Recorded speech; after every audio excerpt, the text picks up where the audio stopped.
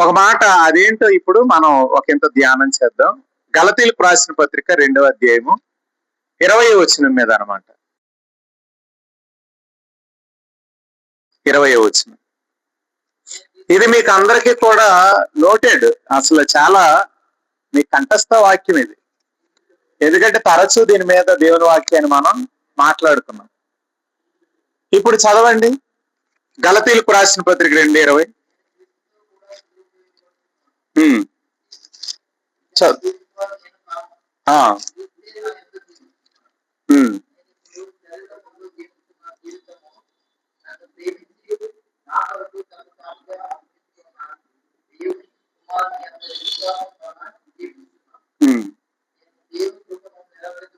చాలండి. ఇప్పుడు అపోస్తలుడైన పౌలు ఏం చెప్తున్నాడంటే, దేవుడు తన పరిశుద్ధ వచనంలో నుండి కావలసిన మాటలు ప్రభువైన యేసుక్రీస్తు నామములో దయచేయను గాక. ఆమేన్. దేవుని ప్రియులారా, మరొకసారి మీకు అందరికీ హృదయపూర్వకంగా వందనాలు తెలియజేస్తున్నాను. మరి ఈ దినం దేవుడు మనల్ని ప్రేమించి ఒక మంచి వర్షాన్ని దయచేసాడు. ఒక్కసారిగా వాతావరణం చల్లబడింది. మే 1, మళ్ళీ ఆగస్ట్ 1, ఆగస్ట్ 3వ తారీఖు, అంటే 2 నెలల తర్వాత జూన్ జూలై గడిచాక ఆగస్టులో పడింది. ఈ మంచి వర్షాన్ని బట్టి దేవునికి ఒకసారి స్తోత్రం చెప్తాం. నిజంగా చాలా కాలం తర్వాత మంచి వర్షం పడింది. ఒక చల్లదనం ఈ రోజు మనల్ని ఆవరించింది. భయంకరమైన ఒక్కపోత వేడిమి నుండి ప్రభు విడిపించారు. ఈ వాతావరణాన్ని బట్టి ఎంతైనా మనం ప్రభువుని స్తుతింపబద్దులమే. ఇప్పుడు మనం చదివిన వచనంలో అపోస్తలుడైన పౌలు చెప్తున్న మాట ఏంటంటే, నేను క్రీస్తుతో కూడా సిలువ వేయబడి ఉన్నాను, ఇకను జీవించువాడను నేను కాను, క్రీస్తే నా యందు జీవించుచున్నాడు. నేనిప్పుడు శరీరమందు జీవించుచున్న జీవితము నన్ను ప్రేమించి నా కొరకు తన్ను తాను అప్పగించుకొనిన దేవుని కుమారుని యందలి విశ్వాసము వలన జీవించుచున్నాను. ఈ భాగంలో ఫస్ట్ మాట ఏంటంటే, నేను క్రీస్తుతో కూడా సిలువ వేయబడి ఉన్నాను, ఇకను జీవించేవాడను నేను కాదు. వాస్తవంగా నేను క్రీస్తుతో కూడా సిలువ వేయబడి ఉన్నాను అనే మాటను మనం మనసు పెట్టి ఆలోచన చేస్తే, దీన్ని ఎక్కువగా ఎలా మాట్లాడతారంటే, ప్రతివాడు కూడా ఎప్పటికప్పుడు అతడు సిలువ వేసుకోవాలి అంటారు. కాబట్టి ప్రతి విషయంలో మిమ్మల్ని మీరు సిలువ వేసుకోవాలి అంటారు. కానీ సిలువ అనేది ఎన్నిసార్లు జరిగిన కార్యం? ఒకసారి. యేసుప్రభువారి జీవితంలో ఒక్కసారి ఆయన సిలువ వేయబడ్డాడు. మరి మన జీవితంలో కూడా, మన జీవితంలో అసలు సిలువ వేయబడుట అనేది ఉండదు. ఉంటుందా? ఉందా ఎవరికైనా? ఎందుకంటే ఆయన మాత్రమే సిలువ వేయబడ్డాడు. మనలో ఎవరము సిలువ వేయబడాలి అనేది వాస్తవంగా దేవుని ప్రణాళిక కాదంటాను. ఇప్పుడు ఆయన సిలువ వేయబడ్డాడు. ఆ సిలువ వేయబడినప్పుడు ఆ సిలువ దేని కొరకు వేయబడ్డాడు? దాని విషయంలో ఆయన తన పనిని ముగించేది, ఆయన తన పనిని సంపూర్ణం చేసేది. అందుకే సిలువ మీద పలికిన మాట ఏంటంటే, సమస్తము సమాప్తమాయను అన్నాడు. ఇక్కడ పౌలు ఏమంటున్నాడంటే, నేను క్రీస్తుతో కూడా సిలువ వేయబడ్డాను అన్నాడు. నేను సిలువ వేయబడ్డాను అనలేదు. ఆ మాట గమనించారా? నేను సిలువ వేయబడ్డాను అనలేదు, నేను క్రీస్తుతో కూడా సిలువ వేయబడ్డాను అన్నాడు. కానీ మరి క్రీస్తు వేయబడినప్పుడు సిలువ పౌలు ఉన్నాడు అక్కడ? లేడు. అంటే క్రీస్తుతో పాటు పౌలును కూడా ఇద్దరిని కలిపేసి, యేసుప్రభు వారి మీద పౌలుని పడుకోబెట్టి, లేదా పౌలు మీద యేసుక్రీస్తుని ఒకరి మీద ఒకరిని పడుకోబెట్టి 2 చేతులు చాచి సిలువ కొట్టలేదు. మరి ఇక్కడ ఏమంటున్నాడు ఆయన? నేను క్రీస్తుతో కూడా సిలువ వేయబడ్డాను అంటుంది. అసలు క్రీస్తు సిలువ వేయబడింది వాస్తవంగా పౌలు రక్షణకిని క్రీస్తు సిలువ వేయబడటానికి కనీసం ఎంత లేదనుకున్నా ఒక 1 year గ్యాప్ ఉండొచ్చేమో అనుకుందాం, అంచనాకు అనుకుందాం. మరి వాస్తవంగా పౌలు ఏమంటున్నాడు? నేను క్రీస్తుతో సిలువ వేయబడ్డాను అంటున్నాడు. ఇది మనం లిటరల్ గా ఆలోచన చేస్తే, అక్షరార్థంగా ఆలోచన చేస్తే వాస్తవంగా అలా జరగలేదు. ఎందుకంటే ఆయన సిలువ వేయబడినప్పటికీ పౌలు ఇంకా రక్షింపబడలేదు. అయితే ఇదేంటి, ఇలా చెప్పడంలో గల ఉద్దేశం ఏంటి అనేది మనం ఆలోచన చేయాలి. ఇప్పుడు క్రీస్తుతో కూడా సిలువ వేయబడ్డాను అనే మాటను తీసుకొని మనలో ప్రతి ఒక్కరం కూడా సిలువ వేయబడాలి అని చెప్పకూడదు. లేదంటే ఇదిగో నీవు సిలువ వేసుకోవాలి అనేది కూడా కాదు. ఇది ప్రతి వ్యక్తి కూడా ఆయనతో సిలువ వేయబడుట అనే దానిని, ఆ సిలువ వేయబడుట అనేది ఎలా నెరవేరుతుందంటే మన జీవితంలో ఎలా నెరవేరుతుందంటే దీనిని ఏమన్నాడంటే వాక్యంలో ఎంచుకోవటము అన్నాడు. మనల్ని మనం సిలువ వేసుకోవటం కాదు, నేను సిలువ వేయబడ్డాను అని ఎంచుకోవాలి. ఎందుకు? క్రీస్తు ఎవరి కొరకు సిలువ వేయబడ్డాడు? అది ఇప్పుడు క్రీస్తు పౌలు కొరకు కూడా సిలువ వేయబడ్డాడు. పౌలు కొరకు క్రీస్తు సిలువ వేయబడ్డాడు కాబట్టి క్రీస్తు మరణం పౌలుకి కూడా వర్తిస్తుంది. కాబట్టి క్రీస్తు సిలువలో పొందిన మరణాన్ని ఎవరైతే నా పాపముల నిమిత్తం మృతి చెందాడని, నా అపరాధాల నిమిత్తం అరెస్ట్ అయ్యాడని, నేను నీతిమంతుడిగా తీర్చబడటానికి తిరిగి లేచాడని ఆ సిలువ కార్యాన్ని నమ్ముతారో అప్పుడు మన పాపముల కొరకు ఆయన సిలువ వేయబడ్డాడు. కాబట్టి నా పాపముల విషయమై ఆయన చనిపోయాడు.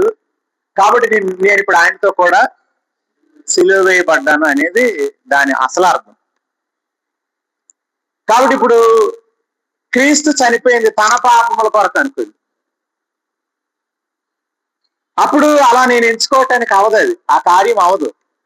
ఎందుకంటే ఆయన తన పాపాల కొరకు చనిపోయాడు. కనుక యేసు ప్రభువారిని జడ్జి చేసినప్పుడు ఆ జడ్జిమెంట్ లో యేసు ప్రభువారు అసలు పాపం లేదని తేలిపోయింది. ఏ అపరాధము లేదని, ఏ దోషము లేదని, ఆయన నిజముగా నీతిమంతుడని, ఆయన దేవుని కుమారుడని సిలువకు ముందు ఆయనను జడ్జి చేసింది లోకం. జడ్జి చేసినప్పుడు అసలు ఆయనలో పాపము లేదని ప్రతి తీర్పులో తేలిపోయింది అన్నమాట. ప్రతి తీర్పులో తేలిపోయింది. తీర్పులోనే కాదు, ఆయనను ఎవరైతే జడ్జి చేస్తున్నాడో ఆయన భార్య, రోమా గవర్నర్ పిలాతు భార్య చంది ఆయన నిజముగా నీతిమంతుడు, ఆయన జోలికి వెళ్ళొద్దాను. ఏమ్మా నీకెలా తెలుసు? రాత్రి నేను కలలో మిక్కిలి బాధపడ్డాను, ఆయన నీతిమంతుడు, నాకు కళ వచ్చిందన్న. మరి అప్పగించినాడు నిరపరాధిని చంపడానికి లంచం పుచ్చుకున్నాను అన్నాడు. ఈ డబ్బులు నాకు వద్దంటే, ఈ డబ్బులు మాకెందుకురా బాబు, ఇవి రక్తాపరాధం, నువ్వే ఉంచుకంటే ఆ డబ్బులు తీసుకుని వాడు వెళ్ళి దేవాలయంలో పడేసి ఉరిపెట్టుకున్నాడు. ఆ డబ్బులు తీసుకెళ్ళి వీళ్ళు ఏం చేశారు, ఒక పొలం కొన్నారు. ఆ పొలానికి రక్త భూమి అని పేరు పెట్టారు. ఎందుకంటే అవి రక్త క్రయదానం, ఒకడిని అప్పగించడానికి, ఒక వ్యక్తిని అప్పగించడానికి చెల్లింపబడిన వేళ అది. అర్థమైందండి?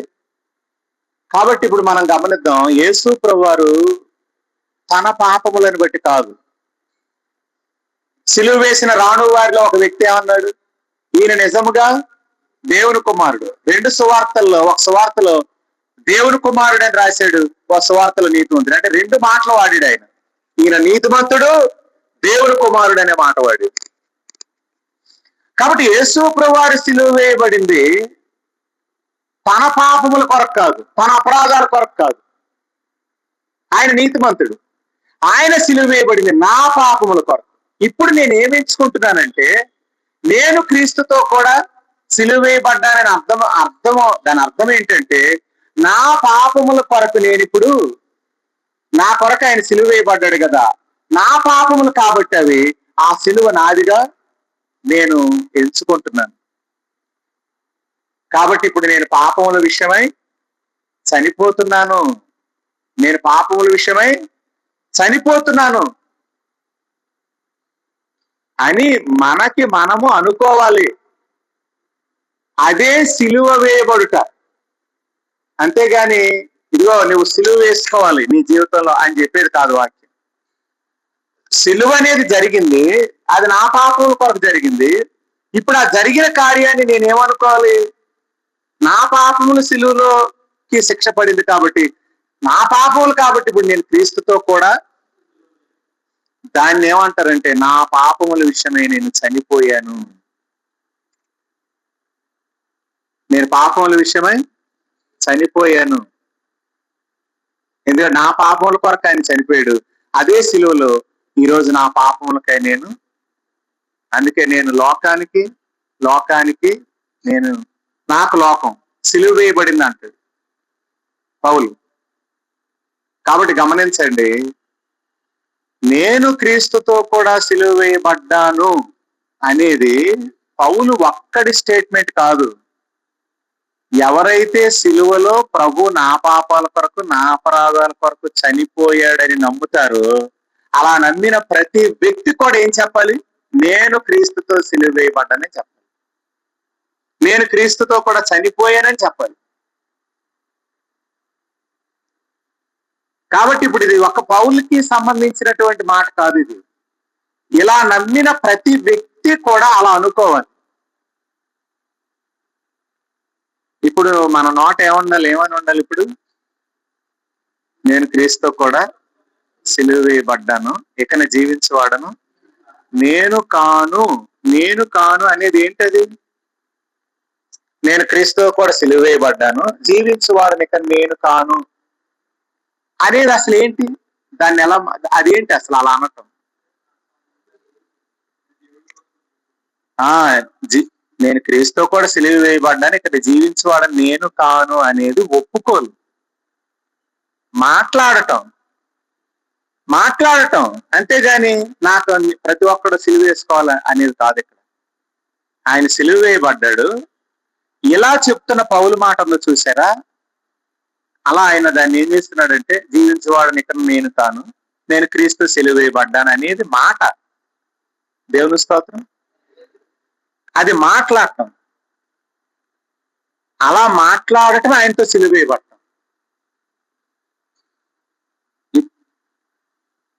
ఇంకోటి ఏంటంటే, అలా మాట్లాడటానికి మునుపు దానిని ఆయన ఎంచుకోవటం.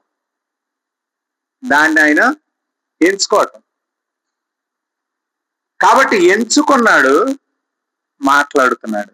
ఆ ఎంచుకొని మాట్లాడుతున్న ప్రతి వ్యక్తి కూడా ఆయనతో పాటు సిలువ వేయబడ్డాడు. కాబట్టి ఇప్పుడు మన నోట ఉండాల్సిన మాట ఏంటి, ఇది అప్లై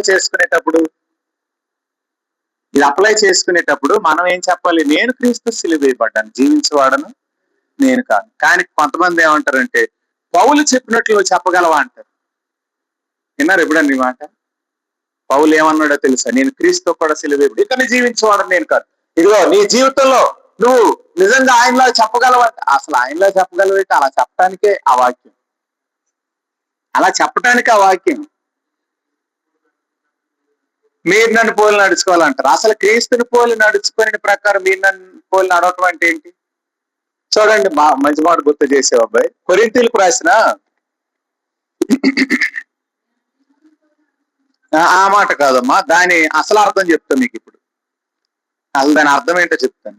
కొరింథీయులకు రాసినటువంటి మొదటి పత్రిక 4వ అధ్యాయంలో ఒక మాట ఉంటది. 17 చదవండి. అసలు నేను క్రీస్తుని పోలి ఆ ఉమ్.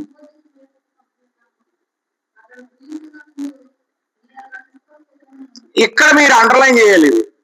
అతడు క్రీస్తునందు నేను నడుచుకొని విధమును ఆ ప్రతి స్థలంలోను ప్రతి సంఘంలోను బోధించు విధమును. క్రీస్తుని పోలి నడవటం అంటే ఏంటండి? అదే పౌలుని పోలి నడవటం అంటే ఏంటి చెప్పండి. ఇప్పుడు చెప్పండి వాక్యాన్ని బట్టి.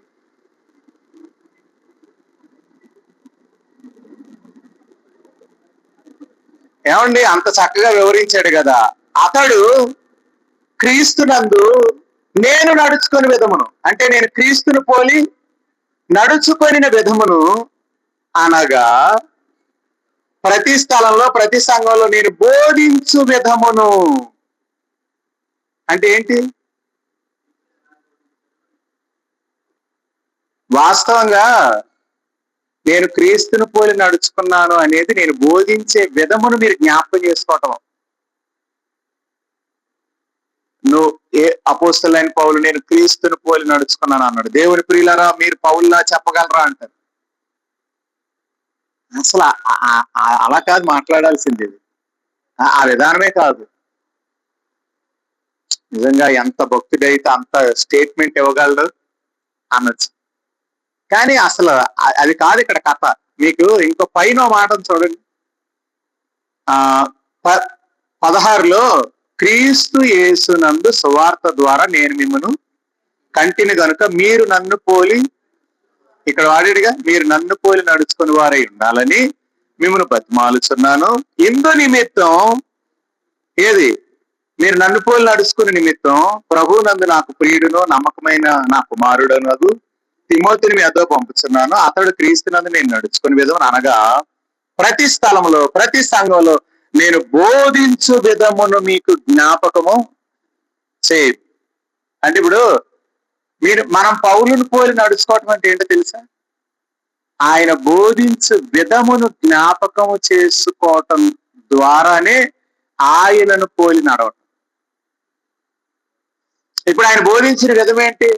ప్రతి స్థలం ప్రతి సంఘం అన్నాడు. గలతీ సంఘంలో ఏం బోధించాడు?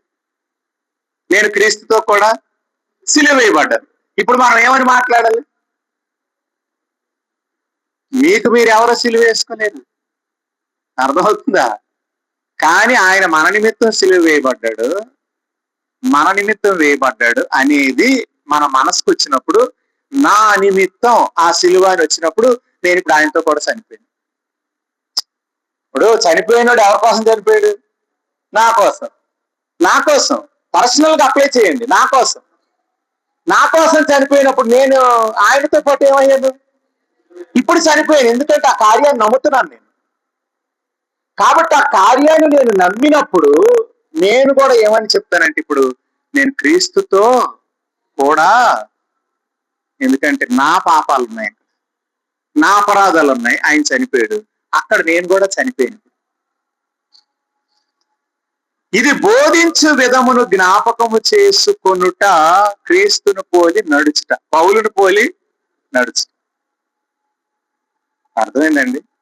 కాబట్టి పౌలు పత్రికల్లో ఏం చెప్పాడు, అసలు ఏం రాశాడు అర్థం చేసుకోకుండా మాట తీసేసుకోవటం. ఈరోజు మీకు ముందు చెప్పాను కదా, ఒక ఆయన అంటున్నాడు, ఒక బోధకుడు ఏమన్నాడంటే, ఇదిగో మీరు క్రీస్తు కూడా సిలువ వేయబడ్డారు, జీవించే వారికి మీరు కాదని చెప్పిన ఆయన ప్రతివాడు తను తాను సిలువ వేసుకోవాలంట. ఎలా వేసుకోవాలనేది వివరణ లేదు మళ్ళీ. అంటే ఇప్పుడు మనం ఏమనుకుంటాం, ఇక మనల్ని మనం నలగొట్టేసుకొని చెత్త కొట్టేసుకొని చేసేదే సిలువ వేసేసుకోవటం అనుకుంటాం.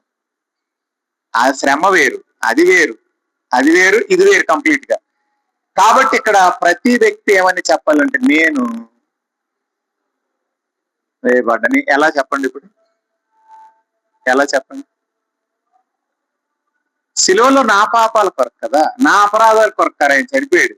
కాబట్టి ఇప్పుడు నా కొరకు చనిపోయినప్పుడు నేను ఆయనతో పాటు ఏమయ్యాను ఆ రోజే? ఎందుకంటే నా పాపములు మోసాడు కనుక.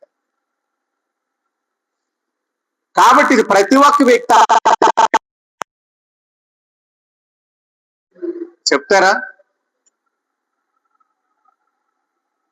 మీరు అలా ఎంచుకోవటము ద్వారా ఏం జరుగుతుంది? ఆ తర్వాత ఏం చెప్పాడు? నేను క్రీస్తుతో కూడా సిలువ వేయబడిన, ఇక్కడ జీవించువాడను నేను కాను, క్రీస్తే నా యందు జీవించుచున్నాడు. ఏమండి, ఇక్కడ ఒక మొదటి మాట, నేను క్రీస్తుతో కూడా సిలువ వేయబడ్డాను, ఇక్కడ జీవించువాడను నేను కాను అనేది ఏంటని చెప్పాను? మాట్లాడటం. ఏదైతే జరిగిందో సిలువలో దానిని నాది అని ఎంచి నేనే అదని ఎంచి నా కొరకే అది జరిగిందని ఎంచి మాట్లాడటం. ఇలా మాట్లాడాలి. కాబట్టి అండి, ఇది మనం ప్రతిసారి నోటితో పలకాల్సిన మాట. అప్పుడు ఏం జరుగుతుంది అంటారు? ఇక మీరు జీవించరు, క్రీస్తే మీ యందు జీవిస్తాడు. అలా చెప్పినప్పుడు ఇక మీరు జీవించరు. మీరు జీవించటం అనేది మరుగైపోతుంటది. క్రీస్తు జీవించటం అనేది మీలో ప్రత్యక్షపరచబడటం స్టార్ట్ అవుతుంది. మీరు జీవించటం ఇక కనబడదు. ఏ మాట ద్వారా? జీవించువాడను నేను కాను, క్రీస్తే నా యందు అని మీరు, నేను అదే చెప్తాను, మీ భార్యతో కూడా చెప్పండి, అమ్మాయి జీవించేవాడను నేను కాదు, క్రీస్తే నా యందు అని చెప్పగలమా? మీ ఆవిడ పక్కుమని నవ్వుతుంది అనమాట. చాలా జోకులు అంటది. అలా ఉంటుంది వ్యవహారం. కానీ జోక్గా కాదు. మీరు ఇక్కడ స్త్రీలు కూడా ఉన్నారు కాబట్టి దాన్ని అంగీకరించండి. అప్పుడు మీరు ఇలా అనండి, అవునండి నేను కూడా క్రీస్తుతో సిలువ వేయబడ్డాను, ఇక్కడ జీవించేవాడను. అప్పుడు ఇంట్లో ఎవరు ఇద్దరు జీవిస్తున్నది? ఎవరు? క్రీస్తే జీవిస్తాడు ఆ ఇంట్లో. ఇక పర్సనల్ గా ఏమి కనబడదు. ఇక అది చాలా స్పష్టంగా కనబడుతుంది మీ గృహాల్లో. తెలుసా మీకు ఆ విషయం?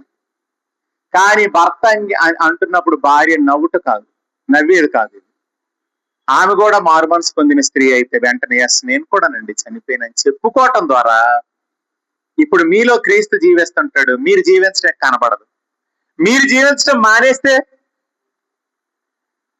ఇప్పుడు అంటున్నారు కదా పౌలు క్రీస్తుని పోలి నడిచాడని, ఇప్పుడు మీరు అలా నడవటం మొదలెడతారు. ఇప్పుడు అది మీకు జరుగుతుంది. అది నేను బోధించిన విధము, ఇది జ్ఞాపకం చేసుకోండి, మీకు అది జరుగుతుంది అంటున్నాడు పౌలు. అసలు ఇది లేఖనం చెప్తున్నటువంటి సత్యం. దేవునికి మహిమ కలుగును గాక. అసలు ఈ సత్య సారాంశాన్ని పక్కన పెట్టి, సర్వసత్య సారాంశాన్ని పక్కన పెట్టి, నువ్వు సిలువ వేయబడ్డావా,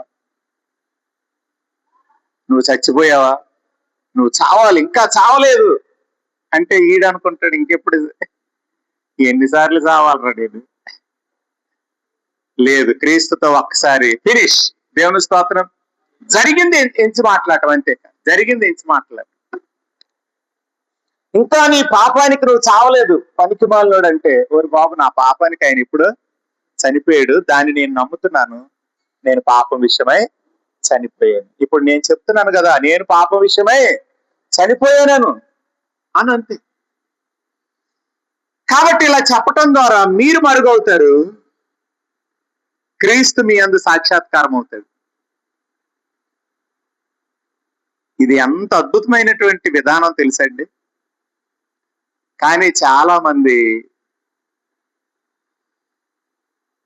నువ్వు క్రీస్తుని పోలి నడుచుకుంటున్నావా, ఎలా ఉందా నీ నడక, ప్రియమైన దేవుని బిడ్డ అని అన్నారండి, అని అంటున్నారు. ఇప్పుడు ఈడేం చేస్తాడు? క్రీస్తులాగా నడాలని ట్రై చేస్తుంటాడు. ట్రై చేస్తే జరుగుతుందా? ఎందుకంటే క్రీస్తు లాగా నడవాలనుకుంటున్నాడు, కానీ క్రీస్తు నా యందుండి నన్ను నడిపేస్తాడనే విషయం మర్చిపోతున్నాడు. ఇది మొదటిది మనం ఎంచుకోవటం ద్వారా ఇప్పుడు ఎవరు మన యందు ఉంటారు? క్రీస్తు. ఇప్పుడు ఆయన నడిపిస్తాడు. ఇప్పుడు ఆయన పక్కన పెట్టి నీ మైండ్ సెట్ వాడుతావు అనమాట. నేను క్రీస్తులాగా నడవాలి, అప్పుడు ఆయన ఏమవుతాడు? వెళ్ళిపోడు పక్కకు, నువ్వు పక్కనెట్టావు ఆయన్ని. ఎందుకంటే ఆత్మ శరీరం ఉంది కదా. ఇప్పుడు నువ్వు సొంత ప్లాన్ చేస్తున్నావు అనమాట. ఎందుకంటే నీ దగ్గరికి వచ్చిన వాక్యం ఏంటి? నువ్వు క్రీస్తులాగా నడువు అన్నాడు బోధకుడు. క్రీస్తులా నడువు అంటే నేను క్రీస్తులాగా నడుస్తానని అనుకుంటున్నావు. కానీ అసలు విషయం ఏంటి? అసలు క్రీస్తుని ఎందున్నాడు, ఆయన నిన్ను నడిపిస్తాడు. కాబట్టి ఇకను జీవించేవాడని నేను కాను, క్రీస్తే నా యందు జీవిస్తున్నాడు అన్నప్పుడు క్రీస్తు జీవించడం మొదలు పెడతాడు, నువ్వు జీవించడం అయిపోతుంటది, స్టాప్ అయిపోతుంటది. ఒక్కొక్కటి నీ జీవితంలో మరుగైపోతుంది.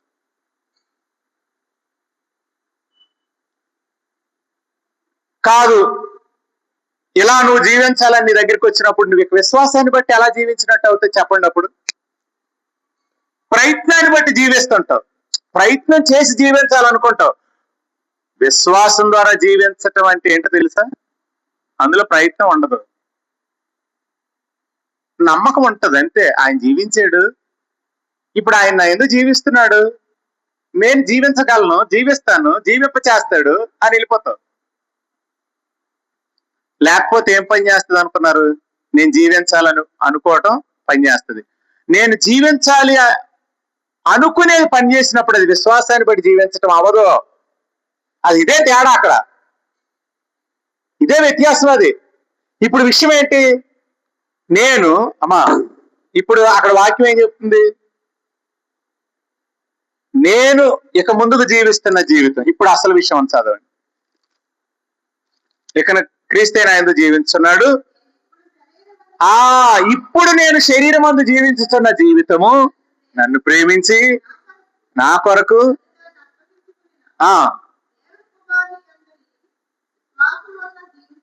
అప్పగించుకొనిన దేవుని కుమారుని యందలి విశ్వాసం ద్వారా జీవిస్తాను.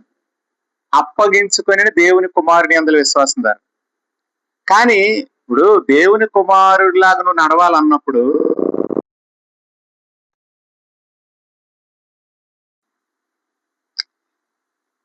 అసలు ఎలా నడిచాడు అనేది నీకు అసలు రెవల్యూషన్ ఎక్కడుంది?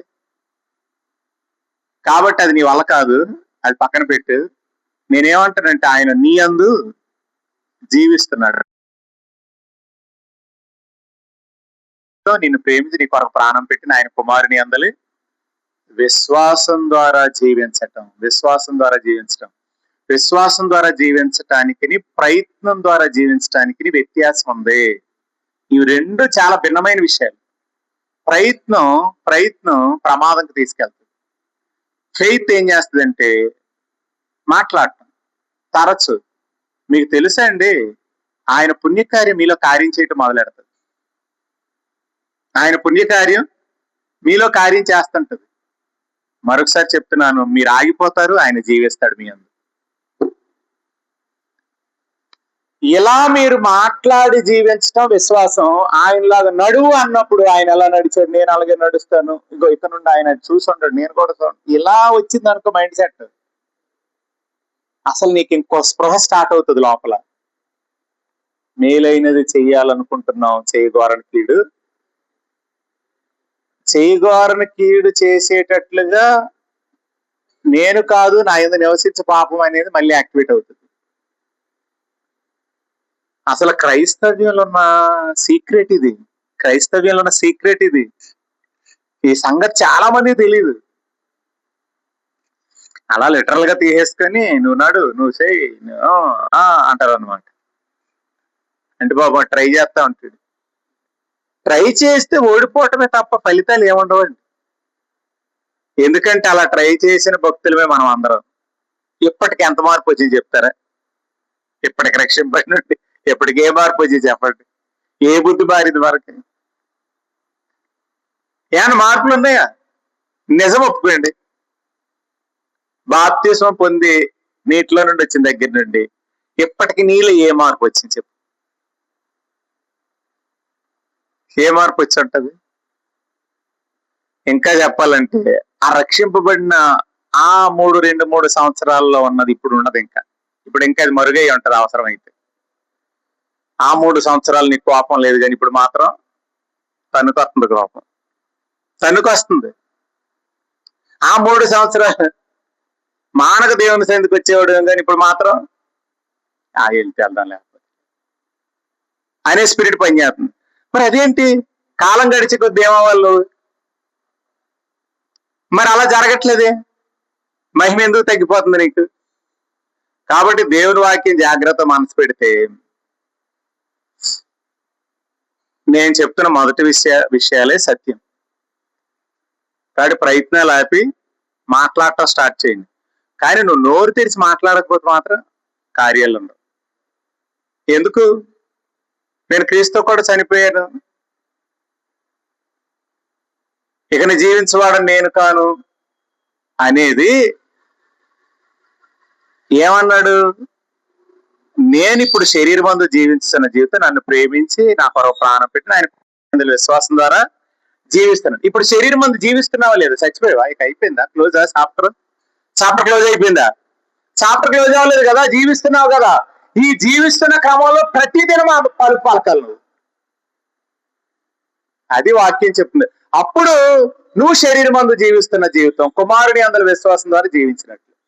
అంటే చూడండి, ప్రయత్నం చేస్తే రోజు ప్రయత్నం చేస్తుంటాం సేమ్. ఈ రోజు కొంచెం సరిగ్గా లేను, రేపైనా సరిగ్గా అంటావా లేదా? రేపంతే ఆ దిక్కుమాలిన జీవితం కానీ సరిగ్గా లేను కానీ కనీసం రేపు ఎల్లుండన్నా అనుకుంటావు లేదా? అనుకోని ఏం చేస్తావు? మర్చిపోతావు ఆ సంగతి. ఇక ఎన్నాళ్ళే, ఇక నా వల్ల కాలేదు, ఇప్పటికే చాలా రోజులు ట్రై చేశాను, ప్రయత్నం చేశాను, అయిపోయింది నా సంగతి అని ఎవరికీ చెప్పకుండా సైలెంట్ అయిపోతావు. ఎందుకు? నువ్వు క్రీస్తులా జీవించాలని ట్రై చేసావు, కానీ ఇప్పుడు నువ్వు శరీరంలోనే జీవిస్తున్నావు, చచ్చిపోలేదు, జీవిస్తున్నావు. కాబట్టి ఈ జీవిస్తున్నప్పుడు ఆయన కుమారుని అందరి విశ్వాసం ద్వారా జీవించాలి. అంటే జరిగినది నువ్వు ప్రతిదినము మాట్లాడాలని అర్థం. ఎందుకంటే నువ్వు చచ్చిపోలేదు కదా, చచ్చిపోయిన రోజు ఆగిపోద్ది. నువ్వు శరీరంలో జీవిస్తున్నంత కాలం ఏం చెప్పాలి? జీవించువాడను అని చెప్పాలి. నేను కాను అని చెప్పాలి. కావాలంటే మీరు నోరు తెరిచి మాట్లాడండి, ఆత్మ మీలో పనిచేస్తాడు, పరిశుద్ధాత్ముడు మీలో పనిచేస్తాడు. మీరు ట్రై చేసి సాధించలేనిది ఇకన జీవించేవాడు నేను కాను, చనిపోయాను అని అంటున్నావు చూడు, ఆ మాటలతో కార్యం జరుగుతుంది. అయితే దాన్ని నువ్వు ఇప్పుడు ఎంత వివరంగా చెప్పాను ఈ మాటలు, మరొకసారి వినండి. విని అలా మాట్లాడి ప్రయత్నం చేయండి. మీరు ఎంత మంచోళ్ళుగా మారిపోతారు. దేవుని స్తోత్రం. నిజమండి, నిజం. మనం మంచిగా ఉంటాం, పక్కోడు మంచిగా లేనప్పుడు చెడ్డగా తయారైపోతావా? కానీ నువ్వు మంచిగా ఉండి ఆ చెడ్డోడిని మార్చే శక్తి గల ఉపదేశం ఇది. దేవుని స్తోత్రం. అయితే నువ్వు అనుకోవాలి, ఏదైతే ఏంటి. ఇప్పుడు నాలో క్రీస్తు జీవించడం స్టార్ట్ అయ్యాడు అనుకోండి, ఏం చేస్తాడు? శత్రువు ఎదురుగా ఉంటే ఏం చేశాడు అదే చేస్తాడు. లేఖనాల్లో ఏం చేశాడని చదివావో ఇప్పుడు నీతో అదే చేయిస్తాడు. చేయించినప్పుడు అద్భుతాలు జరిగిపోతాయి. ఇది నిజం. ఇక ప్రయత్నాలు ఆపండి. స్తోత్రం కలుగును గాక. ట్రై చేయటాలు మానేసి ఈ పని మొదలెట్టండి. కాబట్టి దీన్ని నేను ఏమంటున్నానంటే, ఎంచి మాట్లాడుట, ఎంచి మాట్లాడుట. కాబట్టి ప్రతి స్థలంలో, ప్రతి సంఘంలో నేను బోధించు విధమును, ప్రతి స్థలంలో, ప్రతి సంఘంలో నేను బోధించే విధమును జ్ఞాపకం చేసుకో. అంటే ఇప్పుడు బోధించాను ఈ స్థలంలో, సంఘంలో, మరి నువ్వు ప్రతి స్థలంలో ఏం చేయాలి? దీన్ని జ్ఞాపకం తెచ్చుకోవాలి. అంతేగాని ఈ రోజు అన్నాను హల్లెలూయా స్తోత్రం, ఇంటికి వెళ్ళి పడుకుండిపోయింది, తెల్లారిపోయింది, బాధ నిన్నటిది అనుకున్నావు అనుకో, ఈ రోజు మళ్ళీ నీకు ఎవడెత్తాడు? ఎందుకంటే ఇంకో కోడికి నీకు లేదు. రేపు మళ్ళీ కోడికి ఎప్పుడు ఉంది? భక్తులారు మనకి శనివారం ఉందా? గురువారం ఉంది. గురువారం స్త్రీ భక్తులకే ఉంది, పురుష భక్తులకి లేదు. మరి ఆదివారం, మరి ఆదివారం వరకు బతకాలంటే ఏం చేయాలి? ఈ బోధించే విధమును జ్ఞాపకం తెచ్చుకోవాలి, మాట్లాడాలి. హల్లెలూయా. నిజంగా కూర మంచిగా ఉంటే ఆ కూర ఎన్నిసార్లు గుర్తు చేసుకుంటావు కదా. బోధ దేవుని మహాకృపను బట్టి ఎవరి మహిమ రికార్డ్ చేస్తుంది. దేవుని స్తోత్రం. జ్ఞాపకం చేసుకొని వినండి. దేవుని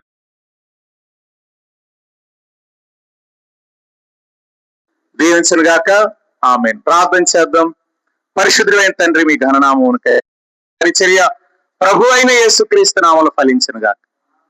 అయా, ప్రతి స్థలంలో, ప్రతి సంఘంలో నేను బోధించే విధమును, అనగా నేను క్రీస్తును పోలి నడిచిన విధము, నేను బోధించిన విధము, దాన్ని నువ్వు జ్ఞాపకం చేసుకొని చెప్పావు. తరచూ మేము వాటిని జ్ఞాపకం చేసుకొని, మేము జీవించుట ఆగుతుంది, క్రీస్తు జీవించుట ప్రారంభం అవుతుంది అనే ఈ సూత్రాన్ని బట్టి మేము మాట్లాడాలి. ఈ శరీరం అందు జీవిస్తున్న జీవితంలో మాకు ఆ జ్ఞాపకం సదా కలుగును గాకని. వీటితో అనేక విషయాలు మేము మాట్లాడాల్సి ఉంది.